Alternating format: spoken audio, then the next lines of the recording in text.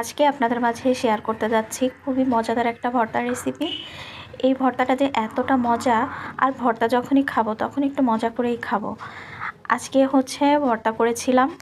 এখানে আমি ভর্তার জন্য নিয়েছি একটা বেগুন নিয়েছি, আর একটা ডিম নিয়েছি, একটা আলু নিয়েছি, একটা টমেটো নিয়েছি। বেগুনটা আমি অর্ধেক দিব, বেগুনটা পুরা বেগুন দেব না। এখানে আমি সব কিছু কেটে নিয়েছি, বেগুনটা একটু ছিলে নিয়েছি, আলু ছিলে নিয়েছি, কিভাবে কেটেছি আপনারা দেখেছেন। একটা টমেটো কেটে নিয়েছি, আর ডিমটা সেদ্ধ করে আমি মাঝখান দিয়ে কেটে নিয়েছি। আর এগুলা হচ্ছে আমি এখন ভালো করে হলুদ লবণ দিয়ে মাখিয়ে এটা আমি ভেজে নিব। বরাবরই আপনাদের বলি যে ভর্তা আমার সব সময় পছন্দ। আসলে এটা আমি কখনো বানিয়ে অথবা মিথ্যা কথা বলি না, আমার সব সময় ভর্তা পছন্দ। আমি খুবই ভর্তা পছন্দ করি। আমার যারা কাছের মানুষ আছেন তারা জানেন যে আমি কতটা ভর্তা পছন্দ করি। আর যে কোনো ভর্তাই হোক একটু মজা করে করলে সেই ভর্তা কিন্তু খেতে খুবই মজা লাগে।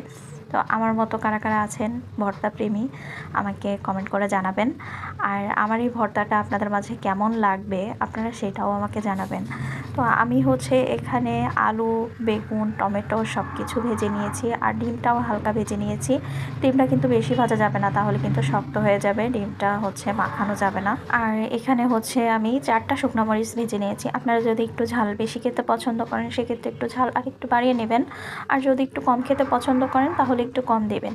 তো আমি হচ্ছে 4টা শুকনো মরিচই দিয়েছি, বেশি দেইনি। তো এখানে হচ্ছে আমি কাঁচা পেঁয়াজ দিয়ে শুকনো মরিচ দিয়ে ভালো করে একটু লবণ দিয়ে মাখিয়ে নিয়েছি। তারপরে হচ্ছে দিয়েছি একটু বেশি করে সরিষার তেল দিয়ে ভালো করে মাখিয়ে আমি সব কিছু এখানে ভালো করে মাখিয়ে নেব একসাথে। আর এটা কিন্তু টেস্টটা যে এত মজা হয়, এটা টেস্ট একদমই অন্যরকম।